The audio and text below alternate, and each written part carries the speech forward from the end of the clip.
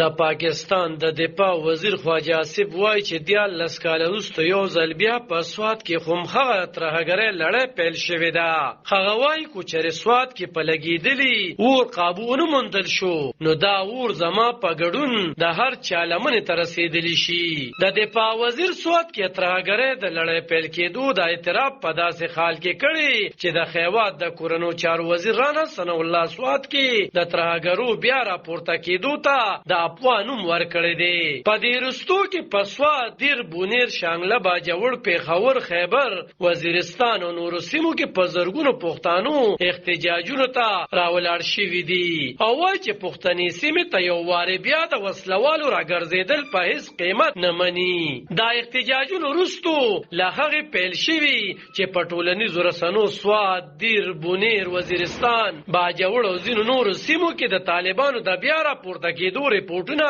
مخې ته راغلل. قومي اسمبلۍ کې د وینا په مخال د دفاع وزیر خواجه آصف ویلي دي چې څه مسلې داسې دي چې د هغې سمدستي خواري ډېر ضروري دي او کوم معاملې په سیاسي توګه هوارې نه کړل شوې نو مشکلات راولاړېدلی شي. د دفاع د وزیر وینا وه چې ګزک شوي زخم له نظره غورځول د نقصان سبب وي. د دفاع وزیر د سوات د ناامنۍ په ضد د ولس لخوا شوي احتجاج خو مستایلو او یې ویل چې د خوښې خبره ده چې د سوات خلک رايوځای شوي دي. د ستونزو د خواري لپاره موږ ته د یو ځای ناسته او په ګډه سوچ پکار دی. د بلوچستان د ستونزو د خواري په اړه د دفاع د وزیر وینا وه چې د سپریم کورټ د یو جج یا د بلوچستان سره تړاو لرونکي موجوده یا پخواني جج په مشرۍ دی یو کمیشن وټاکل شي او دا کمیشن د ټول وضعیت جاج واخلي. دا په داسې حال کې چې د پاکستان د وزیر اعظم شهباز شریف په مشرۍ غونډه کې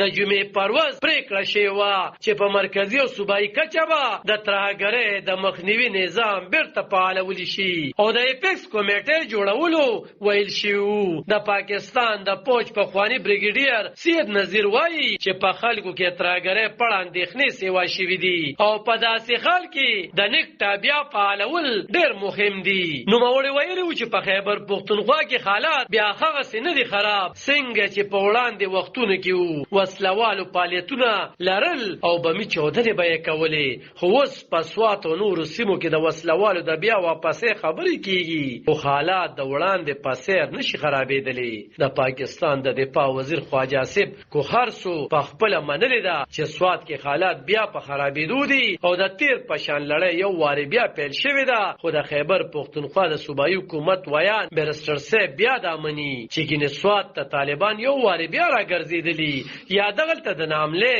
یا دغلته د نامنۍ لړۍ پیل شوې ده. تېره هفته بیرسټر صاحب خبریالانو ته ویلي وو چې طالبان سوات ته جګړې لپاره نه وو ورغلي بلکې د سوات په غرونو کې چې کومه پیښه رامنځته شوې وه نو هلته د طالبانو یو کمانډر د خپلې خور پوښتنې له ورغلی وو. خو خیبر پښتونخوا اسمبلۍ کې د عوامي نشنلګون پارلماني مشر سردار حسین بابک د بیرسټر صاحب دغو خبرو ته خپل غبرګون کې ویلي وو چې صوبه کې تحریک انصاف ګون حکومت او مشران پرلپسې د ترهګرو وکالت کوي. علب خان شیرپو،